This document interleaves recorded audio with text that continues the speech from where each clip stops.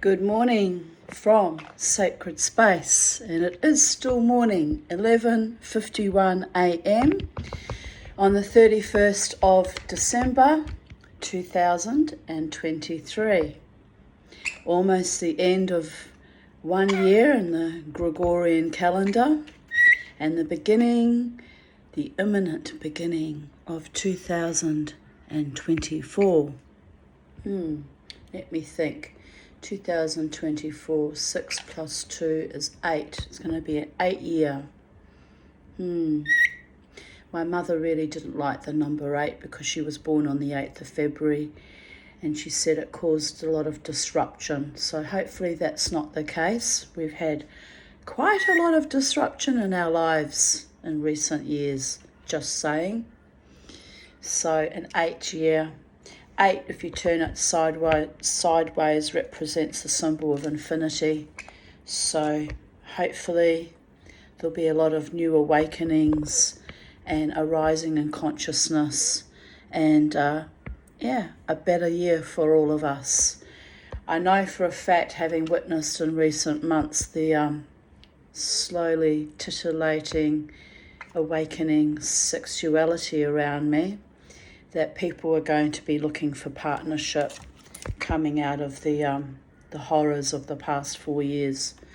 So, and as ever, I hope that I find my true love partner, although it's not guaranteed that I'll find or meet them next year or this coming year or in any year, because it seems to have been precluded from me under directives by the gods, who know best what is for my highest purpose and for my deepest soul growth, and keep me safe and protected for the one who may not even be a mortal man, which is quite frankly a bit of a worry, since I was hoping to have a normal earthly mortal sexual partnership. Would have been nice, but the mortals keep running and crying in their beer or their jocks, so there is that. I mean, the ones that didn't actively try to kill me, you know, the more polite ones. Who was that cycling around on their motorcycle? No one I know. Anyway, I must shut the door. I've just put the aircon on and it's scathing hot. 1 moment.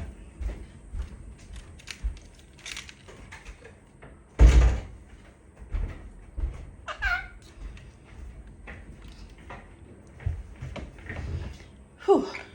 Very hot, Charlie. I brought Charlie and it was too hot to be outside in the hot outdoors. So she's here to do what she does best. Poop yellow poop all over Mama T, right? Just like my dream sequence that I read out loud yesterday. Yellow bird. I know you know that I know that what you're going to do, because it's inevitable, Charlie. So today we read, here she's even positioned her cloaca in perfect position for optimum results. Cheeky bird. So here we begin the readings of even date, memories 31st of December 2023. Entitled, and these are old titles, not fresh titles, people. Entitled New Year, New Life, Rinse and Repeat, a trepidation and a consolidation, growing exponentially like a caterpillar in a chrysalis, breaking out of old constraints and allowing positivity, prosperity, and an end to celibacy. Perhaps.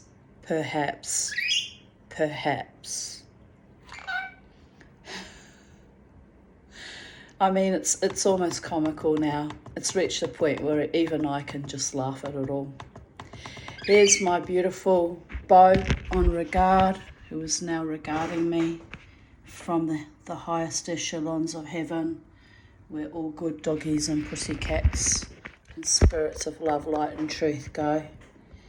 The gorgeous ones. Oh, it's only half the photo. Here's Charlie watching protectively her dog. Love you, Charlie. You was a good birdie, just like Beauregard was a good doggy. Yes. I mean, you could both be arseholes at times. You're still an arsehole at times. When you poop all over Mama with great joy and mischief. But I accept you for who you are, Charlie, just like you accept Mama T for who she is. I know. She's thinking about it. She's thinking about it. Ha ha ha. 31st of December 2022. I had a wonderful time dancing for or with Follow the Fox at my usual spot. Well, my former usual spot. They played many of my most favourite rock songs, so I got a great catharsis and a neck-jangling mosh to my favourite rebel song, Zombie. I just feel like I'm leaning too far backwards. I'll just you'll sit a little bit more adroit, including with the camera, right?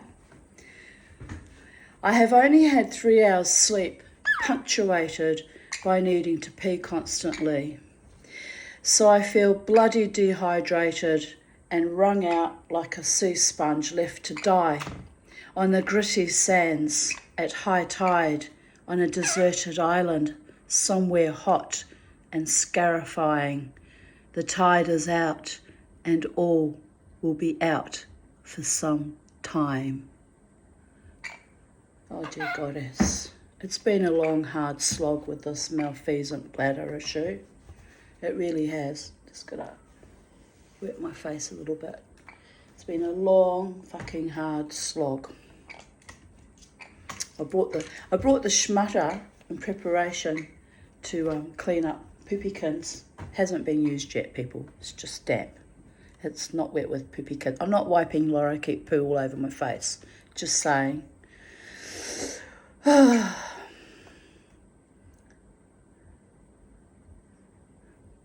The Treasury Casino actually gifted we dancers the bliss of a large electric fan last night. It was delightful.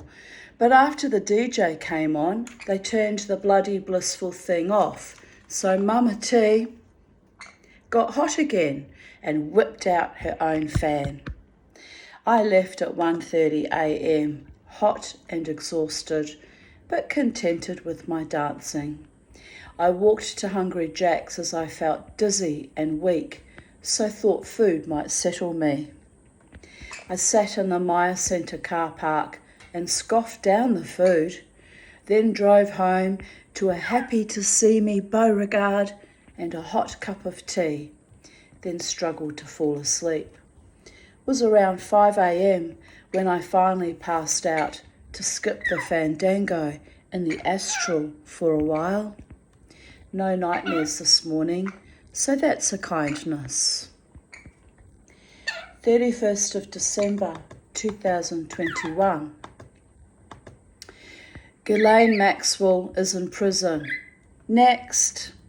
I said all along that these monsters will finally be held to account. Shining light in dark corners reaps justice, eventually. Pity my family of origin and all their enablers got away with it. But this is the epoch of cleansing and purifying that filth. Prince Andrew, so many other high-end elites. We, the people, the children that were not protected or defended, were utterly destroyed by men like you.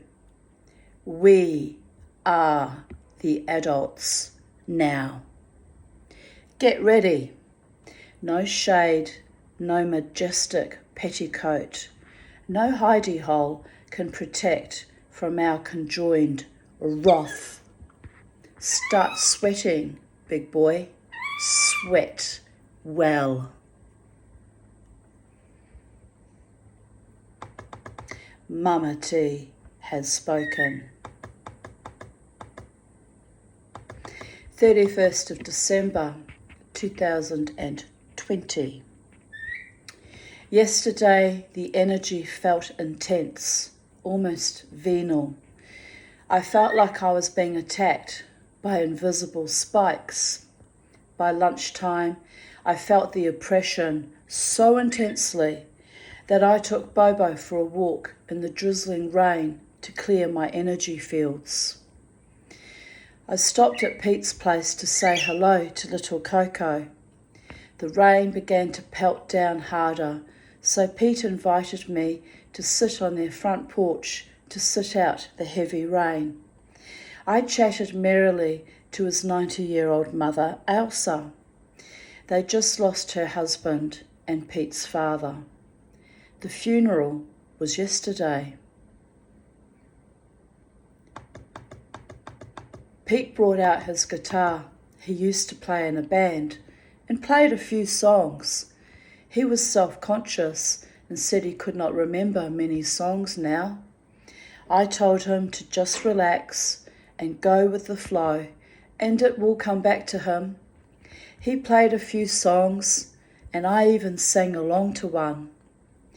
Elsa said, with genuine delight in her voice, "Look, Peter, she is singing." I smiled and replied, "It does not happen very often, as I am not a very good singer."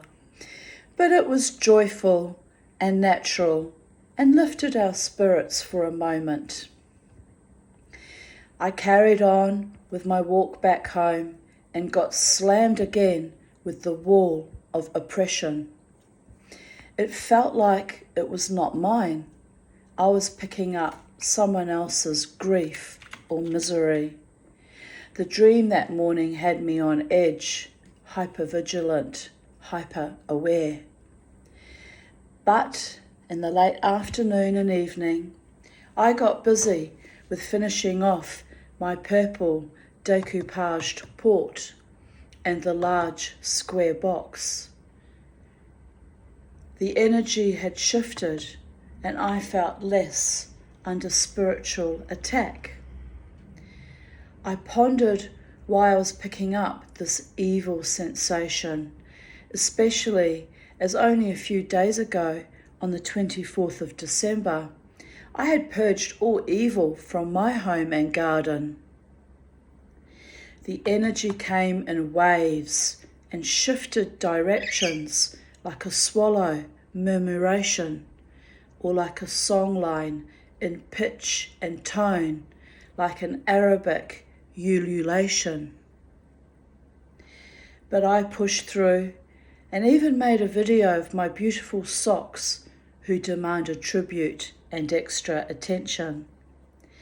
Perhaps he too felt the ugly, sticky, cloying energy. But we sat on the couch and cuddled, and I videoed him and showed off my latest accomplishments. I have needed to feel accomplished this past year, to feel valued, even if only with my small, insignificant undertakings. Like a jet engine, slowly building intensity in preparation for flight. There's that analogy again. It's been very repetitive and cyclic with me in recent weeks, that jet engine, and I'm hoping to gather together enough money to fly home to New Zealand for 4 days in early February, but I had to buy tyres for my car, so that blew out the bulk of the advance, and so I'm back to broke again, right? I actually don't know how I'm going to get the money together. I've only got, less than a month now. So I don't think it's going to happen. And I'm a bit upset and disappointed because I promised my friend Lynn Robertson that I would come home and visit with her and just see my old stomping grounds where I grew up on the beach in Island Bay and Red Rocks further down, and just be home maybe for the last time, right? First and last time in 20 years.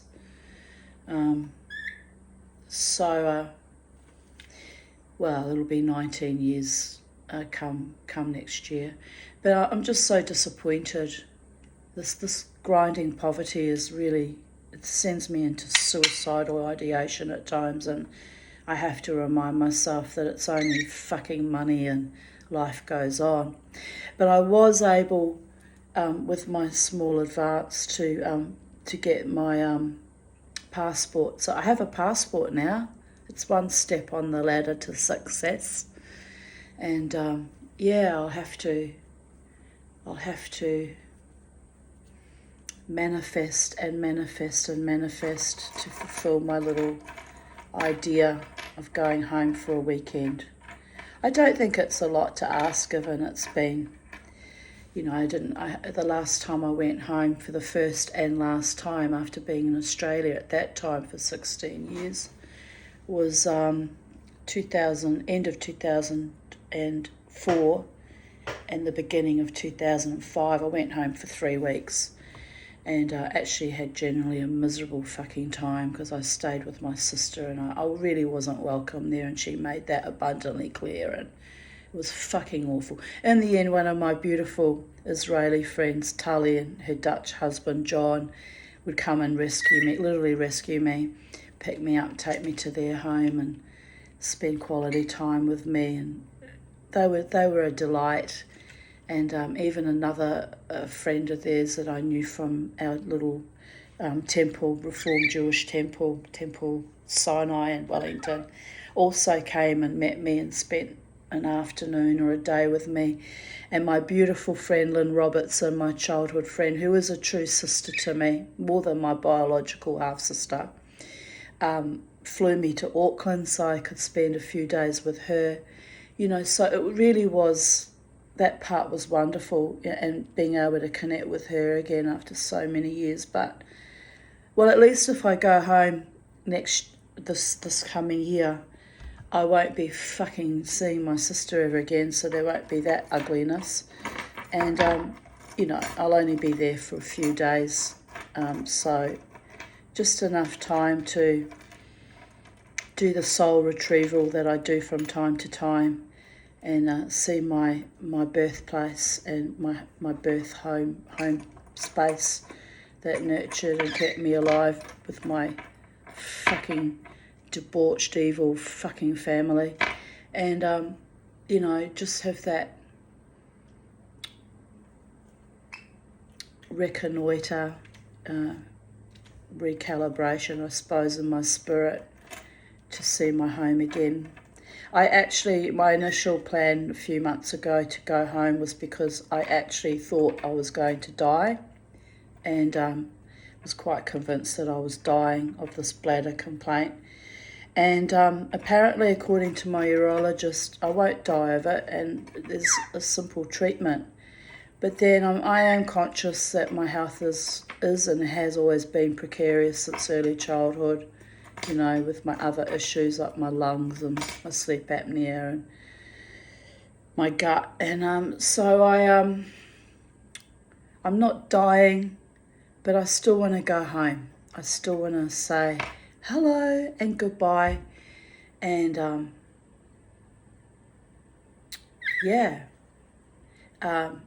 not planning on dying anyway, but one never knows one's appointed time, unless one takes it into their own hands.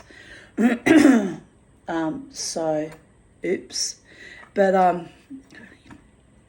anyway, one never really knows one's appointed time. That's been proven since I keep being kicked back to planet Earth for more emotional torture, by the way. So there is that. But anyway, I think life is starting to get more and more beautiful and wondrous around me because I've put in the work, done the therapy, done the magical work, done the loving, done the surviving, done the thriving, and sooner or later my ship will come in, and my truly loving, beloved, loyal, faithful, devoted partner will manifest. I don't know who or how or when, but I can sense that energy surrounding me like a cloak of peace and great, joyful love. And I'm seeing it, witnessing it, and the love gifted to me by my platonic, agape, beautiful friends in the club, and my own very close friends too. I'm surrounded in love in recent months since my beautiful Bobo died. And, it's coming in all aspects of the Venn diagram, but the truly loving, devoted, committed partnership that wants to make a commitment to me is not happening. But eventually someone will say, I love that crazy chickie and I want to be with her, and we'll move heaven and earth to make that happen. And I'm moving heaven and earth to make it happen too. I need to get more into my silversmithing and my writing and my creativity, and I don't know, find a way to prosper so that I can live with a man who is worthy of me and my power as a woman and my light and my joy and my peace. A man who doesn't trigger me and cause me distress like all the other wannabe partners did. So, because I can't be having that, because although I'm powerful and I'm fierce and I'm self-determined, there is always that undercurrent of fragility after decades and decades of quite serious life-threatening abuse, right? That my natural instinct is to suicide rather than be tortured one more fucking day. And it's always going to be that way, that is my natural default system, because I'm not prepared to die at the hands of some low-level, lackluster, pig-ignorant, putrid fucking mortal ever again. They have slayed me enough, and I've survived it often enough that I will not compromise on this. Even my psychiatrist knows that if I get really, really incapacitated in any way, form or manner, and I'm conscious of that, he knows, I have told him, I will find a way to bow out with great dignity and grace on my own terms. And I'm not threatening, suicide whimsically or lightly, but I'm not going to let anyone take over control over my body, mind or spirit ever again, even when it comes to the dying process. So I was a bit worried about dying in recent months because I thought I don't even have access to medical cannabis, which I was given access to, but they were charging such extreme amounts of money it was untenable for me. I thought, how the fuck am I going to die gracefully with reasonable pain relief, right? No, they even wanted to torture me by denying me my basic human rights to die with dignity, which worries me greatly. It does worry me greatly.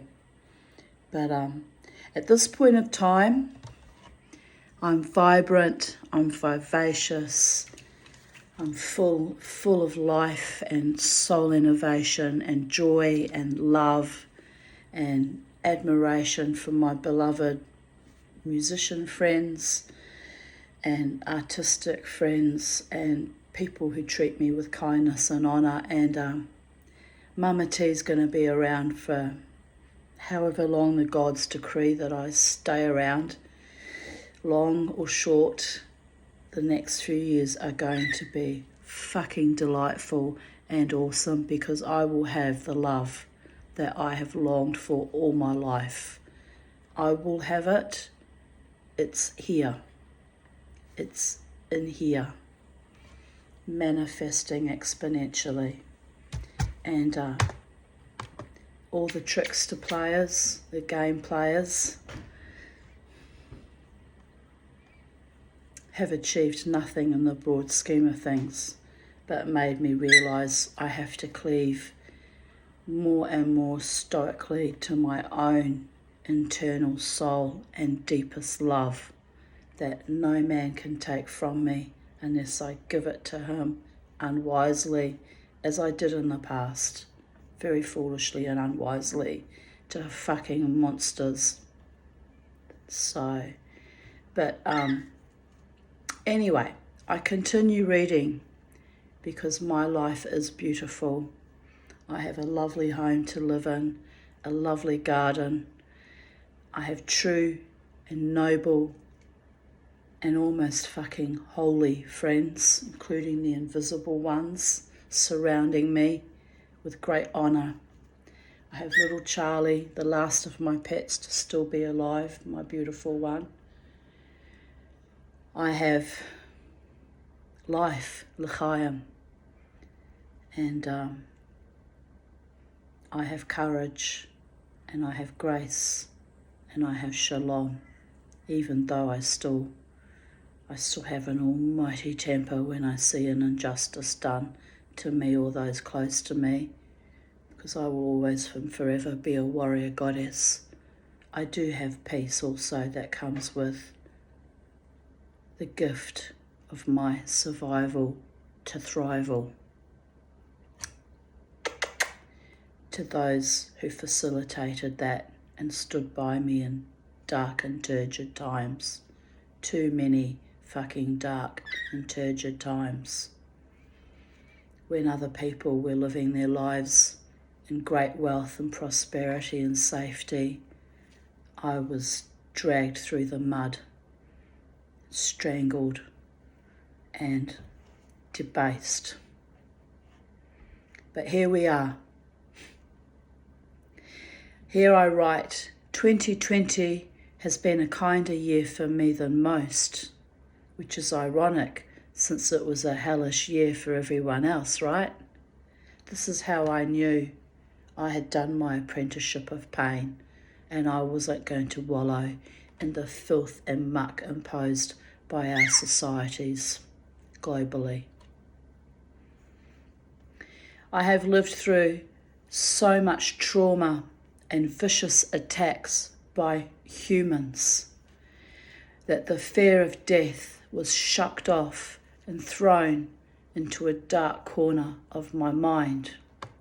Bear in mind, the previous year I was on my last breath having a near-death experience, right? Post the cholecystectomy. Ever-present societal dread has brought many to their first realization of how fragile, ephemeral, and precious their lives are.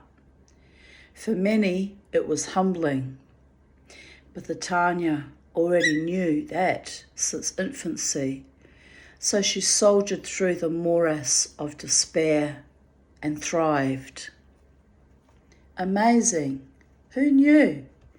It took a plague for people to wake up and see what is truly important.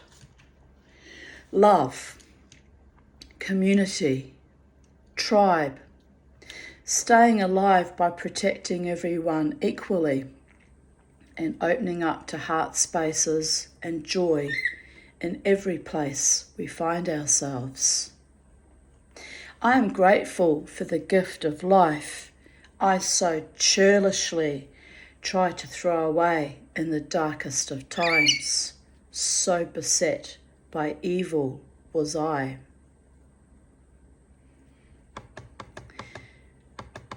But yesterday was a dense reminder that energy never lies. Someone, perhaps many, still wishes me harm. I will be ready for battle when that time arises. But this morning, the energy is sweeter, kinder, gentler.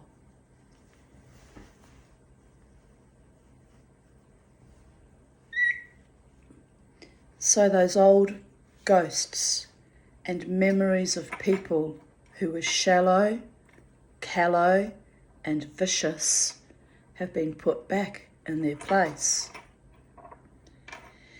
My angels whisper to me. I have a ringing in my ears. I can't hear them, but I am comforted that they are with me.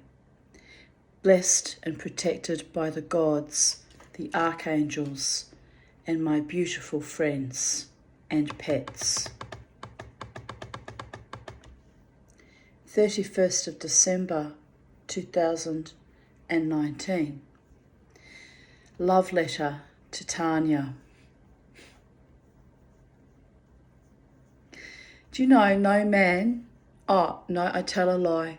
I did have a casual fling with an Englishman. Not the Englishman I mentioned complaining about how vicious they were to me, but another trickster game player.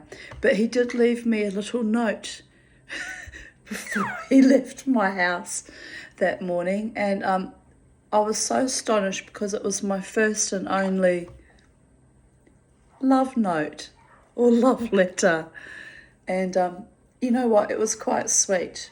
But anyway, another crazy motherfucker that, you know, was just a one-off.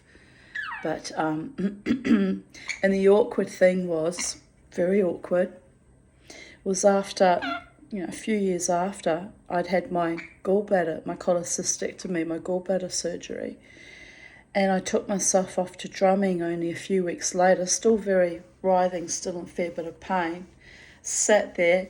That particular casual bonk was sitting at drumming with some woman, presumably a new partner, or hopefully not a wife, because that's awful if it was. But anyway, and then at the same time, concurrent, the other fucking bleeding piece of shit, Pom, was sitting there with his girlfriend, and I'm just sitting there thinking, am I in hell? I've just survived, barely, the surgery where I nearly fucking died. I was on my last breath because my lungs shut down post-surgery. And I literally was sent back by the gods telling me I was coming back to a hellscape of epic proportions. This was before the COVID thing was unleashed on the world, right? This was, well, when I went to drumming, it would have been late August 2019, literally 3 weeks after my surgery. And I'm fucking sitting there having to see these fucking ghouls in front of me laid out. And I just sat there, thought, what the actual fuck? Hellscape of epic proportions. But anyway, I held myself in great dignity because at the end of the day, I am a lady, even though I used to participate in, you know, long time prior, because at that time, in 2019, I'd been celibate again for 4 years, you know. So, anyway, for fuck's sake. And I remember thinking, well, for fuck's sake. Anyway, Peter Pan, or so he called himself, the tosser, was just sitting there looking at me like, terrified that I'd make a dreadful scene, right? Which, by the way, it was fucking tempting. But I thought, well, you mean nothing to me. You were just a one-off. But he was the only one to write me a little love note in my entire life. So, to you, Peter Pan, for being a fucker, but at least having a little bit of grace and sweetness towards me, unlike all the other men in the past. The other one that still sat and stalks me, by the way, at fucking red lights. No grace, no love, no decency. Just, why is it even fucking taking up space on planet Earth? But then I could ask myself the same question. Why am I even here making these videos, laughing in the face of madness, right? Because you have to laugh at it sometimes. It's just nonsensical madness. The way I was so badly loved and badly treated. But it becomes funny after a while. She who laughs last, laughs best, and laughs longest. And David Davidson used to say to me, you have a horrible laugh. I think the other Dave, the other twat gobbler, said the same. Oh, you have a really horrible laugh. It's just awful. I hate it when you laugh. Yeah, of course I hate my laughter. They hated my joy. They wanted me dead. They wanted me dead. Let's not be fooled here. And each time they said that to me, I said, really? I'll laugh longest and loudest and best, and my laugh shall ring out shall reverberate for fucking eons. Every time you're around, you will hear my laughter like a fucking curse. I did it again when he appeared behind me at the red light. Soon as I spotted it after feeling his energy signature, that malevolent dog, I cranked up Jesse's Girl, where can you find a woman like that? And I laughed and I laughed and I laughed. It's not worth a scrap of my spirit or my love. But I'm true to my word. You do the wrong thing by me, boy, and you will hear my laughter for fucking eternity. Just ask David Davidson how that panned out for him. Anyway, mind you, that one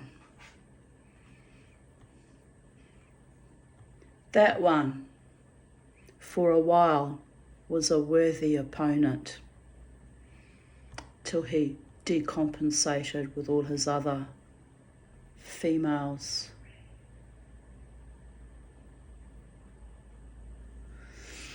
Love letter to Tanya, 2019. Bear in mind I was also still growing back into my full vibrancy after my near-death experience 6 months before. Love letter to Tanya. It's 11:40 p.m.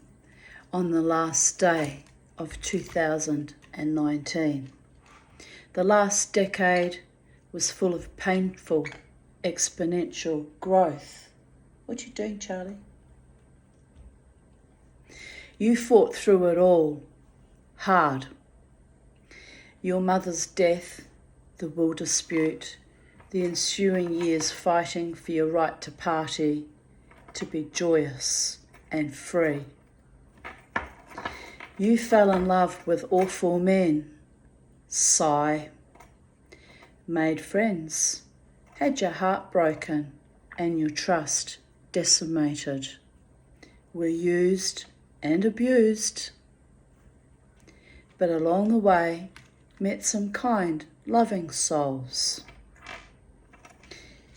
You advocated vociferously and courageously against child sexual abuse. Who was that car going up and down, up and down? Must be looking for a different street. Then we're set up by more psychopaths, which precipitated your suicide attempt.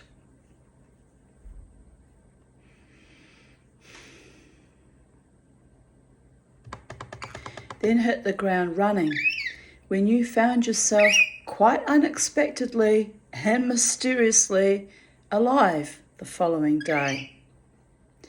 Then 4 more hard years of poor health. Your father's death in 2017 and your father's cousin Robert's death in 2018. The man who brought the Phillips family together with his genealogy research. Then 2019, another difficult year with 2 surgeries. But here you are, plutzing like a fucking champion. In 15 minutes, yes, come. Good girl. It will be 2020 and a whole new decade awaits you.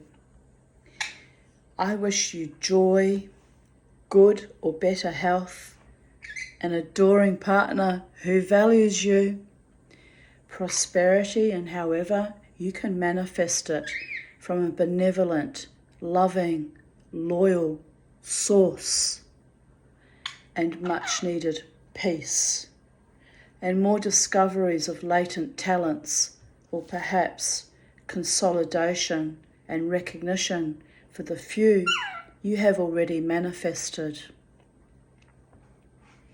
You are an amazing, wonderful soul, and I hope all the fuckers that never treated you right over the years finally realise how ghastly and evil they have been and get the karma they merit.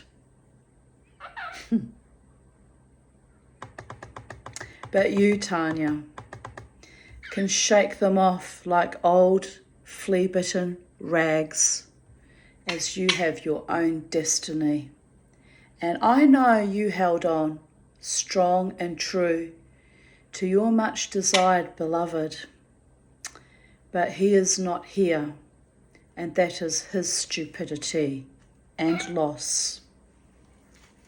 Don't poop your kins and mummies here, Charlie. You can let it all go now. All the vicious, game-playing tossers have no power over you. You just keep on going, rising and shining in your own intrepid little dignity. The right man for you will show up and know how to treat you with decency and honour, because you won't accept anything less. You hear me? Aight. Sleep tight, Tanya. 2020 and beyond. I can't promise you rose gardens. The possums ate them all. Or a safe environment, bushfires still raging, climate change and volcanoes making everyone fearful and fragile. But I promise you this, you are loved by the gods, and there will be swift changes as you carry forward all the beauty and love and desires for a better life like a beacon of hope inside you. Don't ever stop loving. It is who you are. Happy New Year, sweetheart.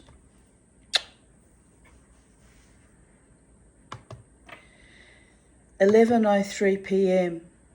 Carefully observing the old year slide by and slowly awakening to the new year. Thinking of old friends and lovers who let me down or hurt me. Comforted by a few happy memories of our brief interactions. Funny what we carry with us, what we choose to remember when everything turns to shit, but a solace for my aching heart. I can only hope and pray that love blesses me with great joy and deep abiding honour this year and the pursuant years to come. I had lots of loving, uplifting messages from cousins and friends today and yesterday. Thank you. We are fortunate to have each other. Happy 2020 to all my dearest friends and family. May our vision be clear and true. May the roaring 20s of the 21st century be enlightening, awakening, and liberating. I don't know why I look like I'm in soft focus. I think my camera's dirty. Hang on a minute. Is that better? Ah, yeah, a little bit. May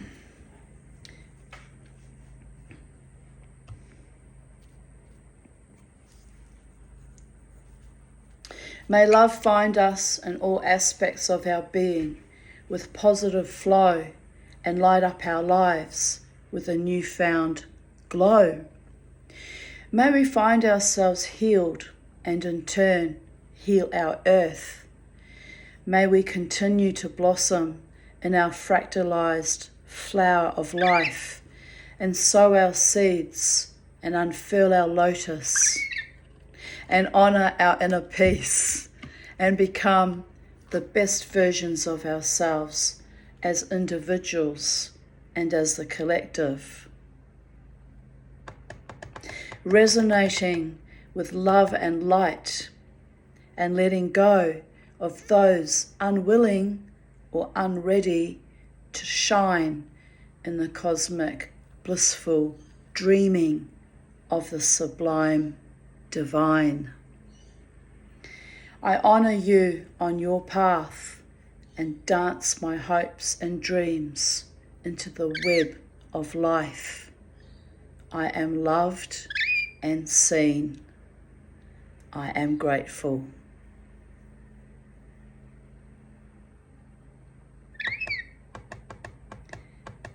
December 31st, 2019. High noon, eating fig yogurt for breakfast, drinking tea, finally out of bed.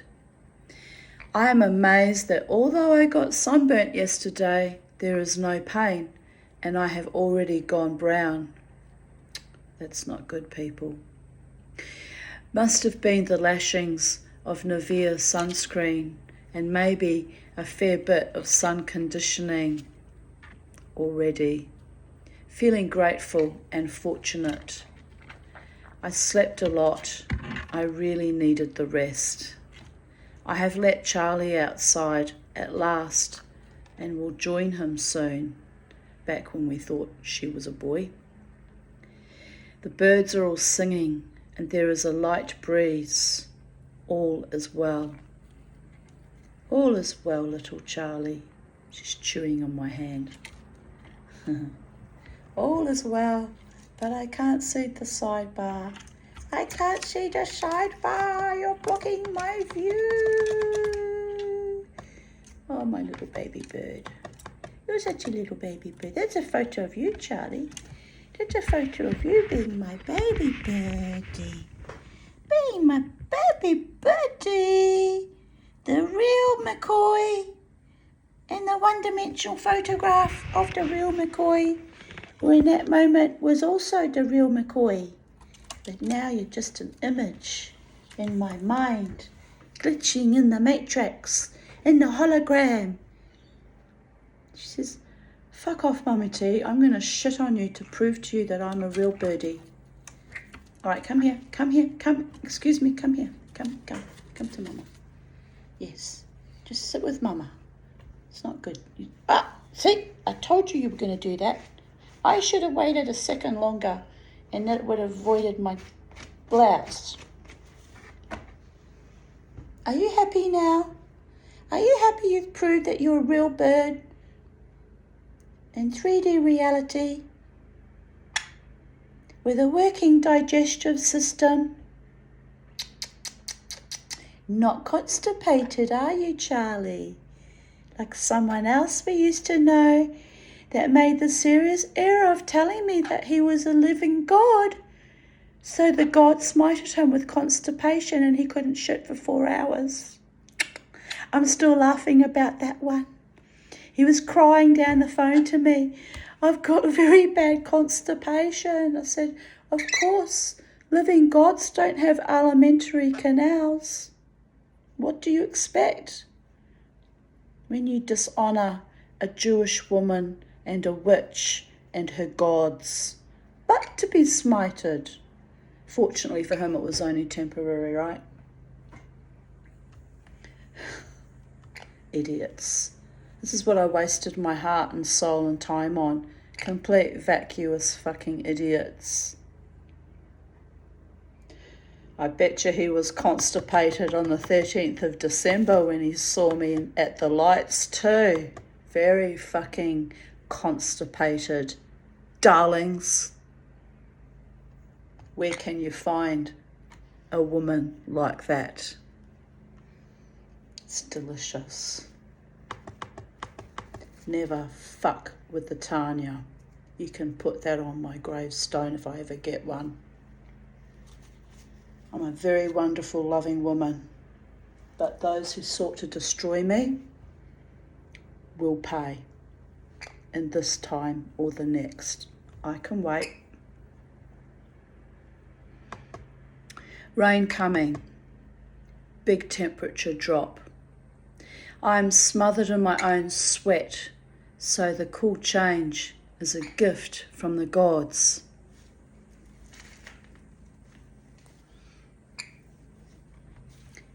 Can you just decide which shoulder you're going to sit on, Charlie? I'm sitting under the market umbrella, letting the sensuous breezes softly float across my sunburnt skin. It's so beautiful and gentle. I harvested the yellow cherry tomatoes. I feel like I've missed a spot.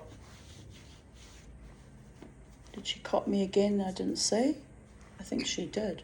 Some more down my arm. It's hard to concentrate when she's shitting on me, isn't it? Sorry, people. Start again. I harvested the yellow cherry tomatoes, pulled down the vine, sprinkled the seed pods from the spring onion down on the scoria. Free plants, organically grown and fertilised by my goldfish. Just lovely. Wasn't it evil that housing made me get rid of my hydroponic pond? It was just fucking evil. They tell you that they want you to have a beautiful edible landscape and grow plants in your garden, and then maliciously make you get rid of your hydroponics. Dogs. Anyway. They'll pay for that karma too one day. Well, they've already done it. Created a fucking dystopian desert of nothingness so that the AI overlords can enjoy anti-nature and death cults and nothingness. Did I mention nothingness? As a rebellion, we should be all putting out our fucking hydroponic ponds and just fucking them up the arse literally every day. But I'm so tired. I can't be bothered. It's all too much effort and work, and I'm not supported enough. So, anyway, what does it matter now that I'm dying, or in the last few years of my lifespan maybe? We'll see how I go with my Botox bladder, if that revivifies me a bit. I seriously doubt it in some way, but it's worth a try. The cos lettuce I got from the charity that was bitter to taste has gone to seed, so there will be lettuces soon. I have 6 mignonette lettuces growing too, baby ones. Oh, and the basil is going to seed. Beside the bathtub I have an Italian parsley in flower, so there will be seedlings from that soon. Everything is thriving according to its will and the season. What year was that?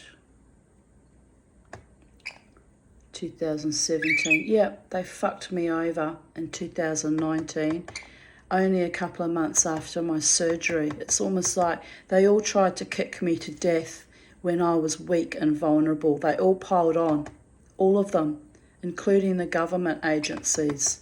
This is how perverted and evil they really are. I've noticed there's a pattern of that. Whenever I throw my hand up and say, that's it, I'm done, I can't handle life anymore, I'm dying, they all kick me literally almost to death, metaphorically speaking, or literally in that case, making me get rid of my I've kept one, but they made me get rid of the other 3 ponds. There was no need for that. The ponds don't impact on anyone else's fucking day. In fact, one was a food producing one. They really are almighty cunts. But anyway, Here we sit in sacred space, holding our shit together, hoping for true love to manifest out of all that horror. And what do I attract in recent months? Another fucking horror. Oh, for fuck's sake. I mean, really, it's too much. But anyway, happy fucking New Year. Let's hope it's better next year. Do you know I've put that prayer out for every year of my life, every 58 years of my life? Happy New Year. Oh, and don't forget the prayers I put out for Jewish New Year as well. So that's 2 New Years a year full of hope and Pollyanna wishes for true love and peace and abundance and prosperity and happiness twice a year. Well, for most of my 58 years on this planet. Oh, don't forget the prayers I sometimes put out for Chinese New Year as well, because why not? Let's manifest all the gods and all the magic and all of creation to come to the my party of consciousness and make it real this time.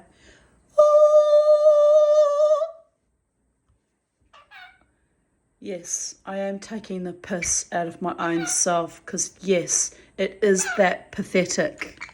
But I keep trying, which is a mark of my honour as a spirit and my magic babies.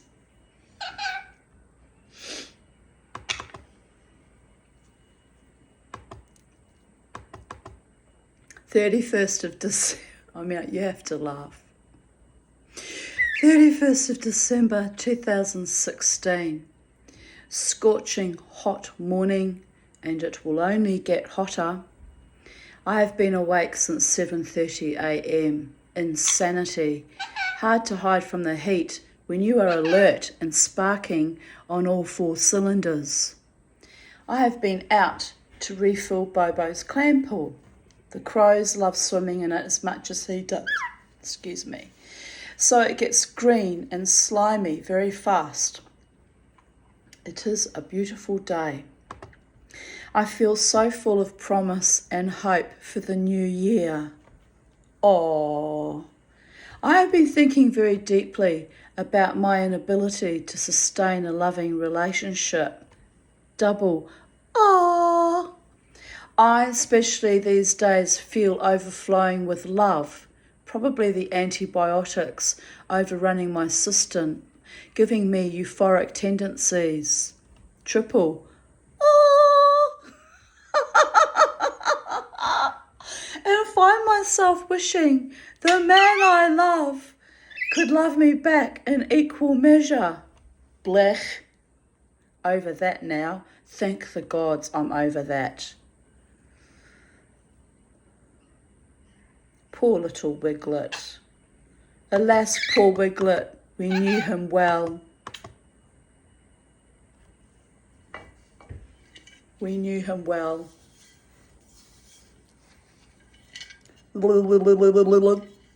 He liked being kissed in public, trying to humiliate me in front of my friends, and then ran away. Georgie Porgy, pudding and pie, kissed the girls and made them cry. But when this Viking warrior goddess came out to play, poor little Davy baby went away. Like the feckless, lackluster motherfucker he truly is, even if he is driving a brand new Jeep. Because money doesn't give you class, baby. Money just gives you opportunities I still lack, but that's okay. I'm richer than he will ever be, no matter what kind of vehicle he drives. My life is not a fairy tale, and my heart is duct taped. And I know I've had to overcome so much grief, abuse, and trauma. It is surprising my heart has not imploded yet. Oh, dear goddess. I remember the first time I had broken heart syndrome. I actually heard my heart muscle crack. That was when I was still married, and how I knew it was over. And by the gods, it took a lot to kill that marriage. I held on, even against my own better judgment. From very early in that marriage, I should have left. Before I even had my children, that was my opportunity to have a proper, decent, loving life and be free. No, I stayed and had children with it. And then I stayed because I had the children, knowing that it was already a fucking farce. And then I stayed even longer because of pride. And then it got to the point in time where I was not able to stay even longer. I had to let it all fucking go and get myself and my kids out of that situation, for which I was heavily punished for over a decade after. Apparently that man's still torturing my eldest daughter, by the way, complaining that she looks too much like me and yelling at her to quote, "Shut up, Tanya." Well, Tanya won't shut up. Tanya will have her truth to her dying day.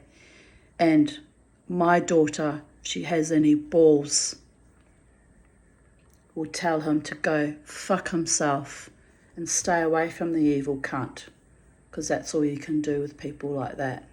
Just avoid them, or hope that they rot in hell sometime soon, right? Anyway, we all have our path on this life. I'm sure he provides some form of joy or sweetness and kindness or satisfaction to some living entity, but it's not me or my elder daughter, that's for sure.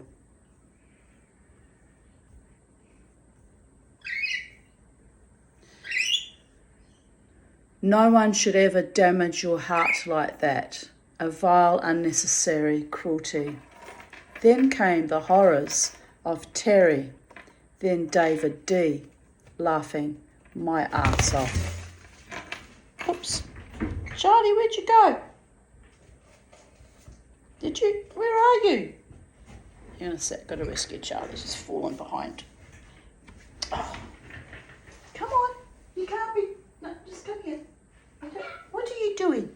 Are you living your life in freedom and joy? Oh, gosh. All right. Your tail's wet. Means you've done a poopykins all down yourself as well, you mad bird. Oh, my goddess. You were not raised in the nest properly, were you? They taught you no manners. Don't you know you don't shit in your own nest? Somebody should have taught my ex-husband that too. Don't ever shit in your own nest. All you're going to live then is wallowing in shit of your own making. And your ex-wife will continue on joyfully, even alone for the last 29 years, is more joyful and beautiful and poignant and powerful than being with that thing.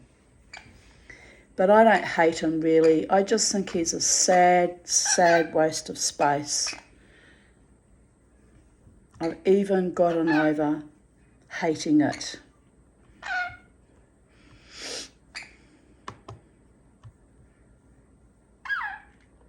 My God, but I am strong. The constant debasements of vile, putrid men only made me more determined to live my life in freedom, for which I am grateful. Hard-won lessons taught me the value of my freedom, right? Amen, sister. But now my love of freedom blocks me from accepting a partnership. It's a double-edged sword. Cuts both ways.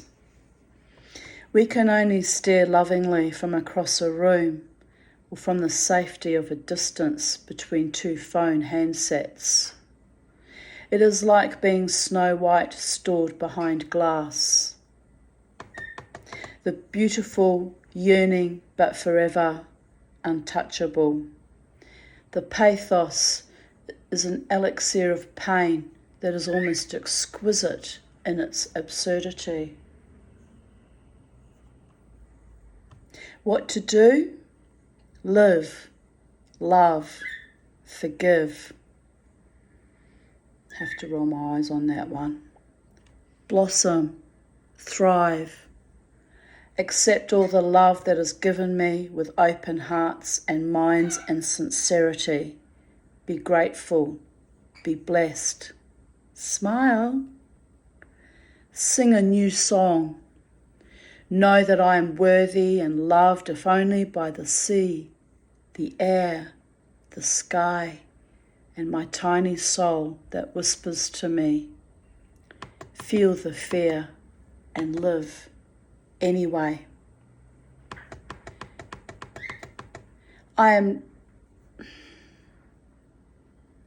Skipped a bit.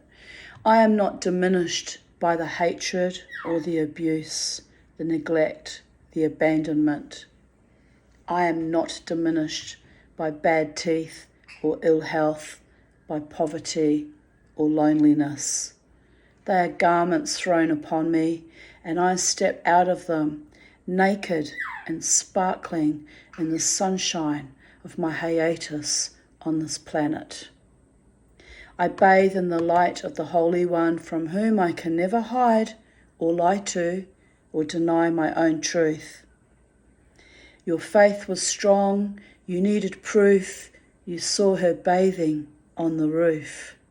Thank you, Leonard Cohen. I will be 52 in April, too old for this shit, but my heart which tickety plunks and my spirit which soars high over the oceans and mountain tops will go on, a miracle, a ceaseless wonder. A travesty in 3 acts, maiden, matron, crone. My don't-I body toned from dancing, but slowly seeping into maturity. It is a vehicle of delight for a battle-worn soul, a chariot of fiery desire. A flying horse too close to the sun. A tinkling laughter and a bemused sigh. Thank you, Adonai, for sustaining me and bringing me to the season of joy, of healing, and of love.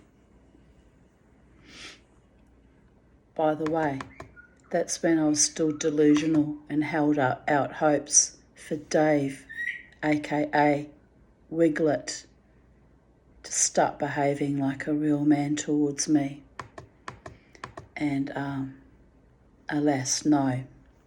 2019 showed me that, and 2020 and 2021 when I reached out to him when Socks died. 31st of December 2015. I just realised why Beauregard gets so pissed off with me. He is a genius. I have never taught him to sit, but he does it on command. He is only 10 weeks old. I have had him for a month, so perhaps his family of origin taught him how to sit on command. So now trying to teach him to stay. Like with all my men, a difficult concept to master. But unfortunately for my beau, he is a prisoner of my love, a Schöner, lovely gigolo, bought and paid for to love me unconditionally until we die. He is chewing on that one. My feet, ankles and arms are covered in his love bites.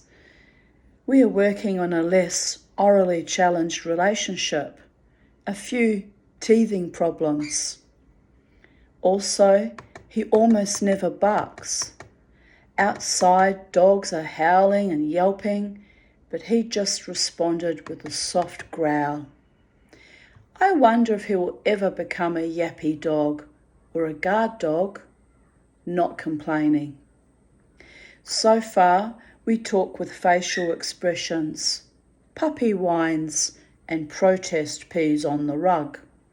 He is very expressive. The telepathy is starting to kick in too.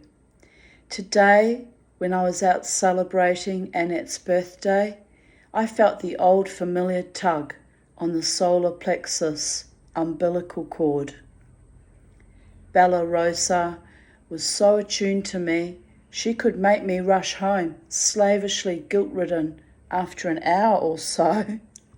She always knew exactly when I was coming home too, waiting near the gate. Such a wonderful Pomeranian, New World leader.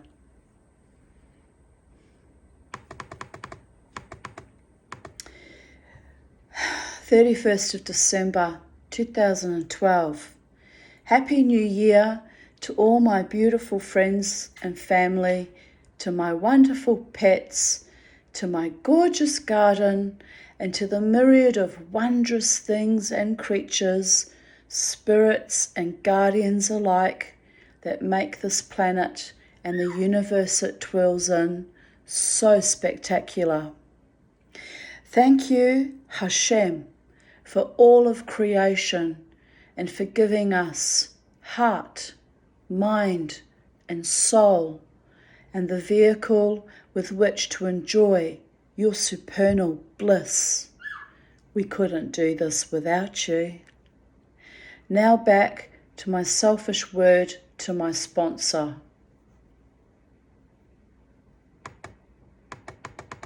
Please, can I have real love, happiness, comfort, security, and good health this year? Can the fractured, discordant earthlings manifest peace, enlightenment, freedom for all, love for each other without cruelty, rape, or torture?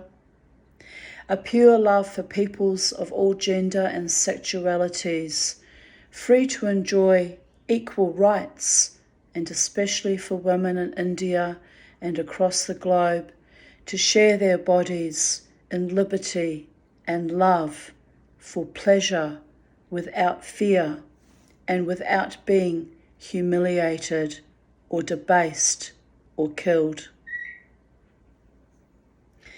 Can we start really caring, protecting, and nurturing ourselves and this planet so generations to come can have food, clean water, and a full and happy life to be witness to wonders of nature and humankind alike? Can you help guide and inspire us, Hashem, as we in this generation remain a stiff-necked people, warlike and often barbarous still, in a world of communication and scientific advances not seen since, well, Atlantis. Cheers. Thanks a lot. I think that about covers it.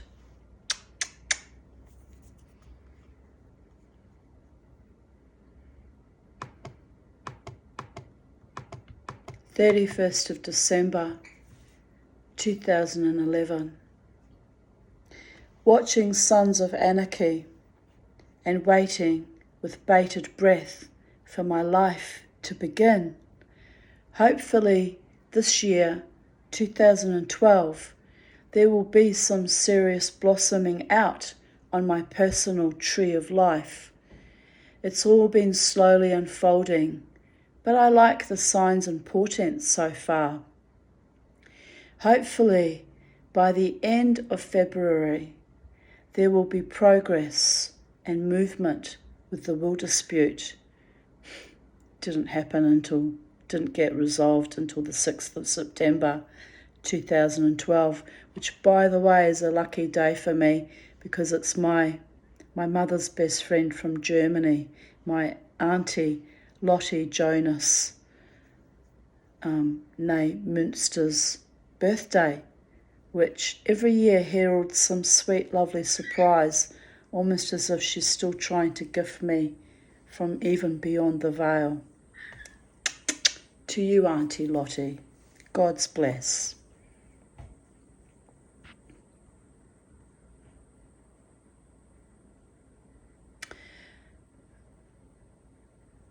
So hopefully, I'll repeat that. Hopefully by the end of February, there will be progress and movement with the will dispute, and that will give me much needed peace, rest and peace of mind. Win or lose, I will have closure. And I lost, heinously I lost, partly because of the actions of my former half-sister, but that whole thing was so evil. I don't know how I survived that. It's a miracle I'm alive, people, even after that will dispute. So it's not surprising that I finally cracked up in 2015, because I was actually still recalibrating 3 years later from that will dispute and the awful false love affair that went nowhere but now still stares at me from vehicles at red lights. That wasn't just a one-off, people. That's been going on all through last year as well. It's weird. But a man who truly loves you chooses you, mans up and communicates with you courteously and effectively, and reveals his true heart and mind, and doesn't play sick, fucked up, perverted BDSM games. Just saying.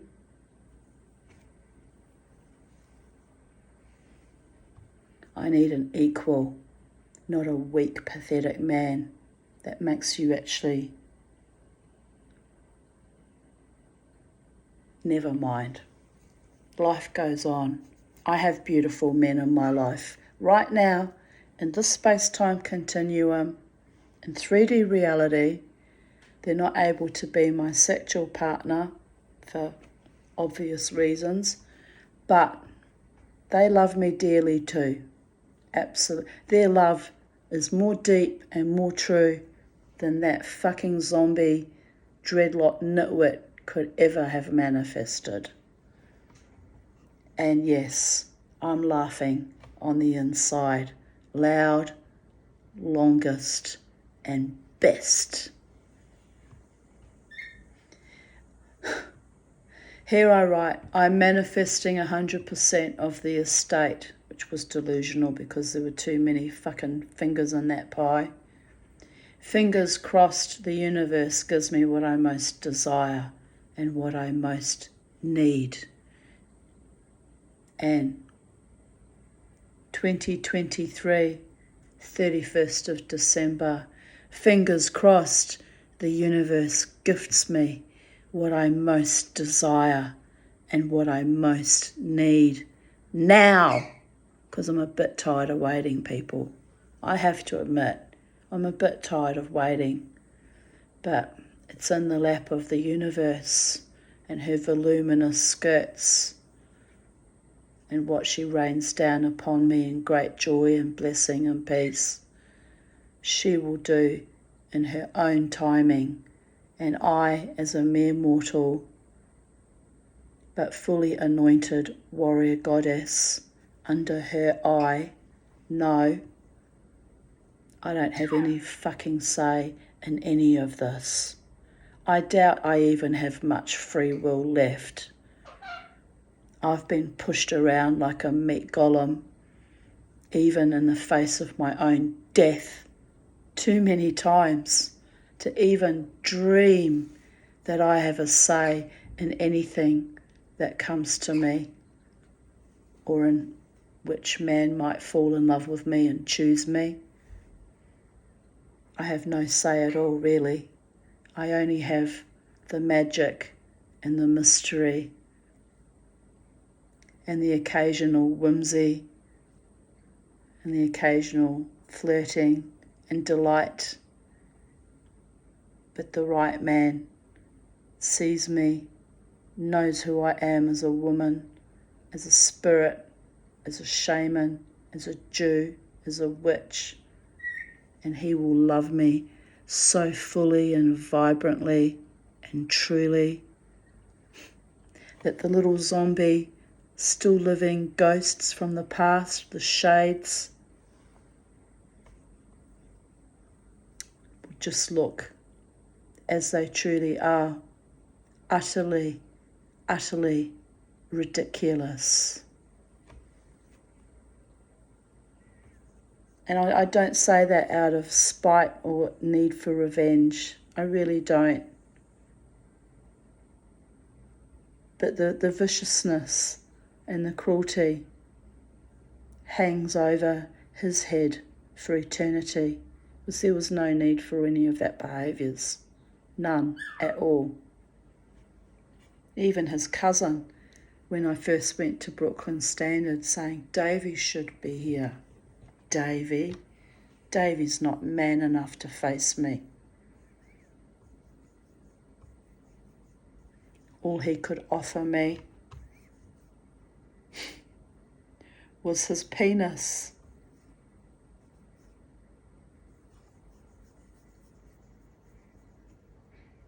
And his trophies presented to me at every opportunity.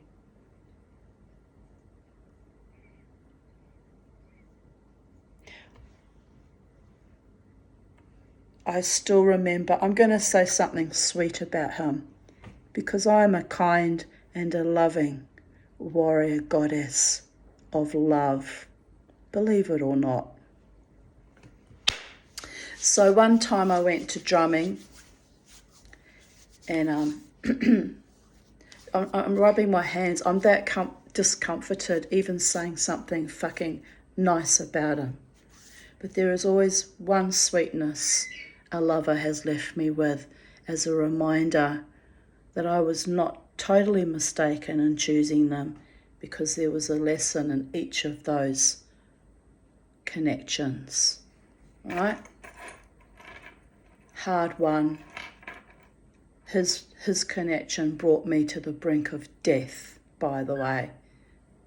So it was a hard-won lesson, but it was an edification of my spirit, because the gods cast me back and said,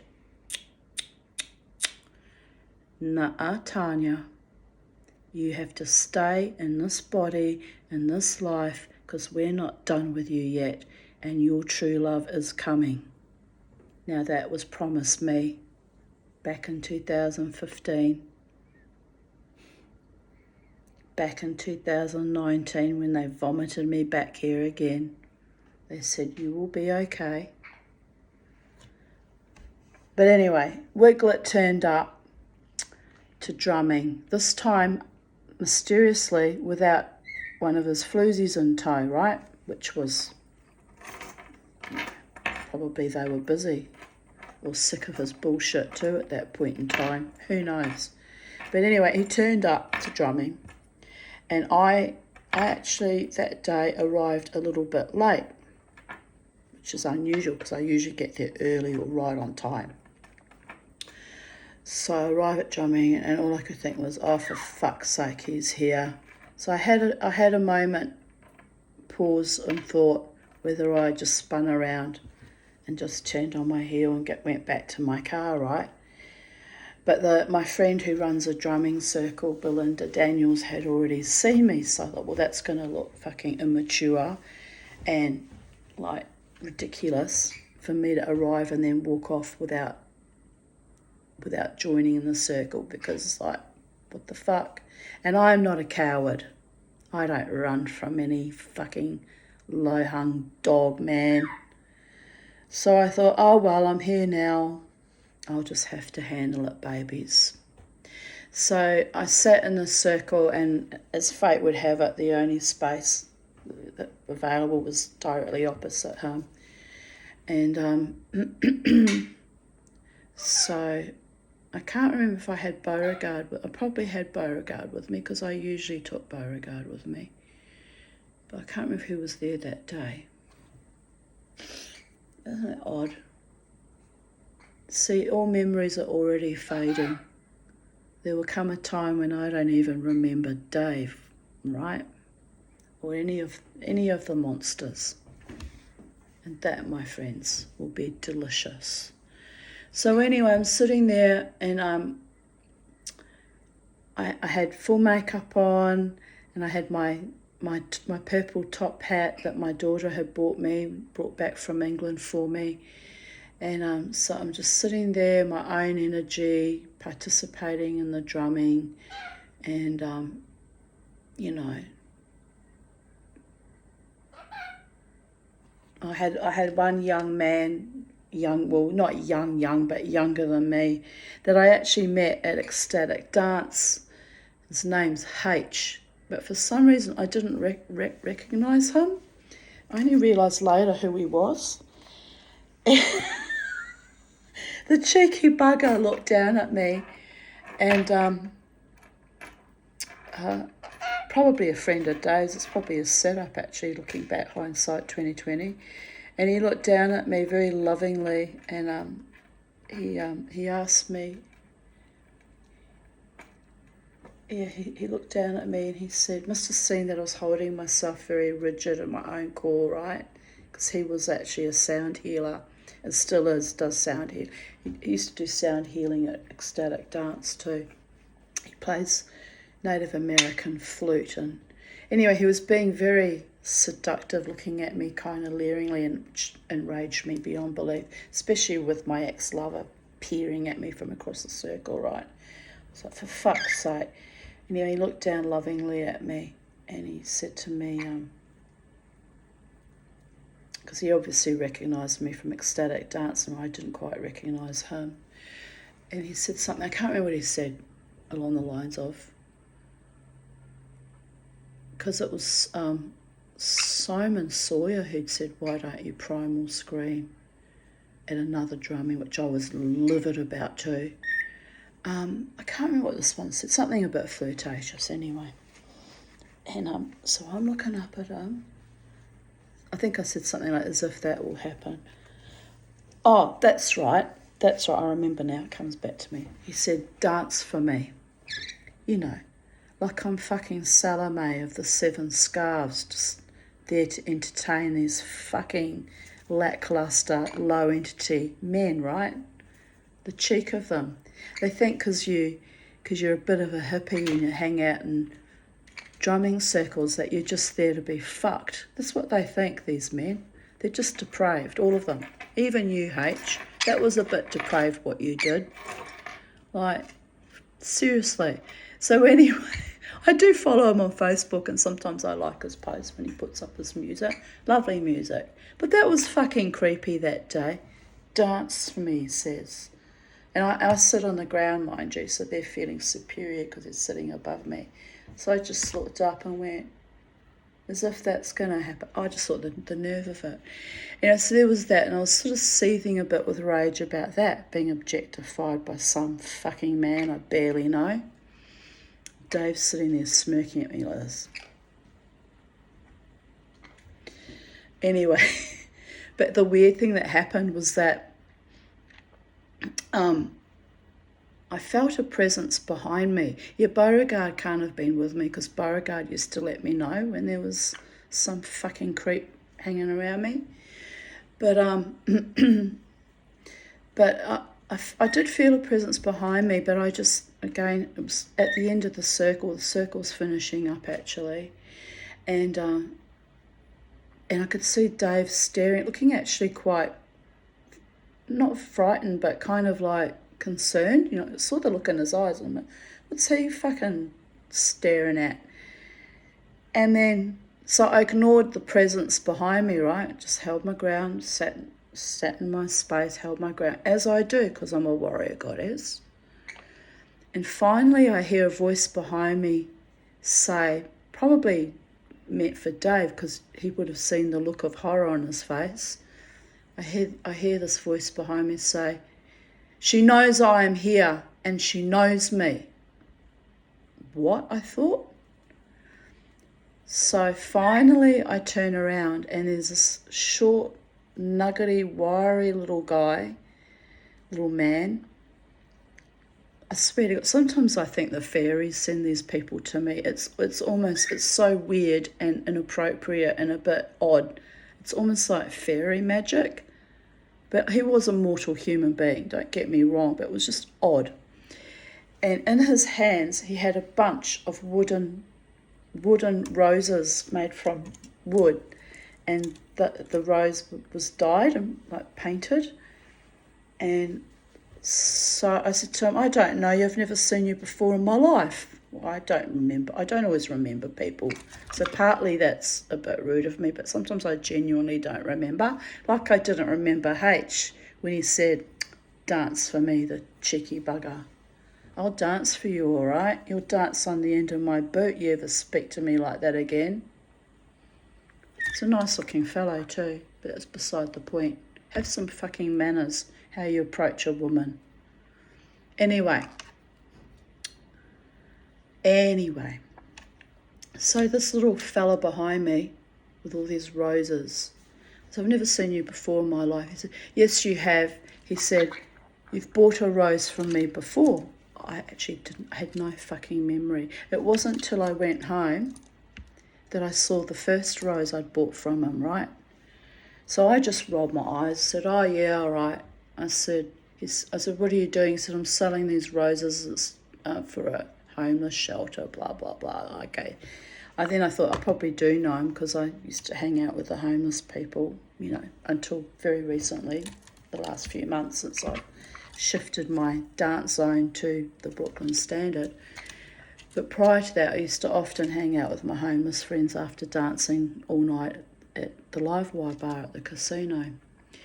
So anyway, I was like, okay, he probably knows me from that community then. And I was still scratching in my head because I didn't really recognise him that much. Anyway, he said to me, I'm selling these roses. I said, oh, how much are they? $8. Thinking, oh, for fuck's sake. And I thought, well, no one buys me roses or flowers of any kind. Haven't for many years. I mean, my ex-husband did used to buy me flowers when we were first together, and he did used to always give me lovely flowers for our anniversary, probably under orders from my mother to save fucking face, right? But anyway, I come across them in my albums sometimes, the lovely floral tributes he used to give me. Like, fake love, people. Fake love is the most sickening and peevish and revolting. Don't fucking fake your love for your women and buy them flowers so you can pretend that you care about. It's sick and it's evil. I actually took a lot of those photos out and burnt them because they were just more examples of just the fakeness and the artifice and the sickness that was his love, right? So, but I buy myself my own flowers because I deeply love myself, and I grow my own roses, beautiful rose bush around.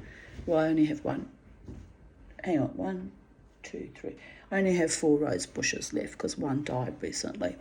But I grow my own flowers. I'm an independent. I don't need a man to buy me flowers or jewellery or gift me. I don't need a man. I want one. I want one that loves me deeply, because every woman wants that. But needing you to give me things, if I relied on a man to bring me flowers or to take me on holidays or to keep company with me, I would have shriveled up and died eons ago. So anyway, I thought about it. I thought, well, it's for a charity, and this man, approached me, and it's a bit fucking full on, even Dave was a bit frightened of him, I think. Anyway, another one that used to trash the homeless people to me told me that I hang out with tramps. Those tramps had more couth and class than you did, Dave, with your British public school education. You know nothing, Dave, about how a real man behaves.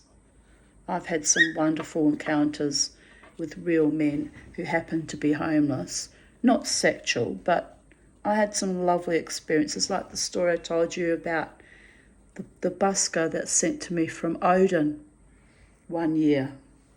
I've had some beautiful people be in my life, no matter how briefly, for the course of an evening, singing and playing guitar. What do I need you for, you lackluster cur, you dog?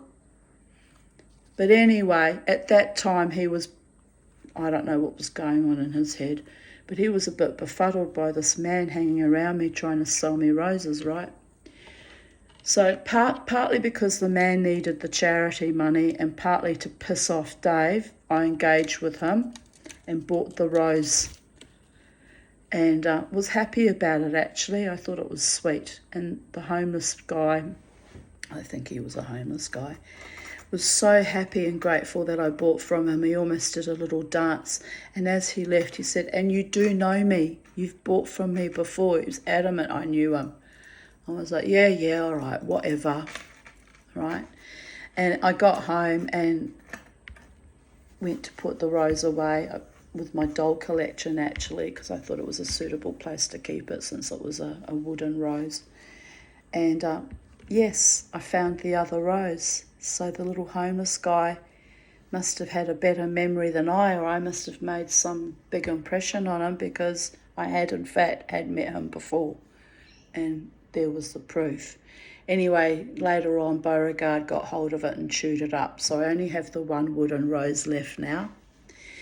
But that was how I kind of realised that Dave did have a little bit of a thing for me in a weird kind of way, because he was quite concerned about this man hovering around me, selling him his roses, insisting that he knew me. Of course, in his fucking fucked up mind, he would have thought the man saying that he knew me meant that he knew me biblically, which wasn't the case. Like, come on, people, give me a bit of grace and a bit of credit. But anyway, that's a nice little memory, you know. For some odd reason, I felt that to be a nice memory, watching him freak out about the rose seller. So there you go. There is one nice memory that I will let him have. Not that he watches my videos, but that I will have. There's a few other little nice memories in amongst that of our brief connection.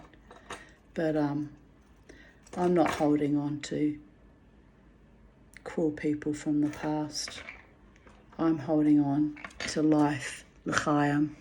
Life-affirming, joyful, soul-nourishing, kind, honouring of my spirit, memories I'm going to be creating in the very near future with someone wonderful. To you, whomever you are. And on that note, goodbye from the space-time continuum at sacred space in this 3D reality. Look at little Charlie. She's so delightful. Look at her. Can you see her? What are you doing, Charlie? Are you having a cuddle? Excuse me. Quilling. Are you having a cuddle? And did I scratch one of your quills, and so I had to die? Mama has to die when she scratches one of the quills. I know. I love you too, even though you're a wild, free, obstreperous, cantankerous at times, irascible, birdie warrior goddess. 'Cause where did you get that from, Charlie? How did you get to be such a irascible, cantankerous warrior goddess? 'Cause you lived with Mama T for so long. We rubbed off on each other, didn't we, Charlie? But we is still pretty. We are still lovely. We are still magical. I love you. I love you, little birdie. We are the ones that we only have each other to love, Charlie. Yes, we understand each other's walk on planet Earth. Yes, we do. We know. We know what it means to be kicked out of the nest and rejected by our society and marginalised and isolated for daring to be courageous and wild and free. So on that note, my darlings, Happy New Year. Happy Gregorian New Year, because really it's just another day in the blip of eternity and really means nothing, and nothing will change unless you do and I do, and that, my friends, is in the lap of the gods. How quickly you will light up for me and make the requisite changes so that the right one can be my man. A solid, loyal, faithful, devoted, honouring, loving partner. In the meantime, shh, we've got Charlie and our true friends and the gods. So bye for now. Have a happy day.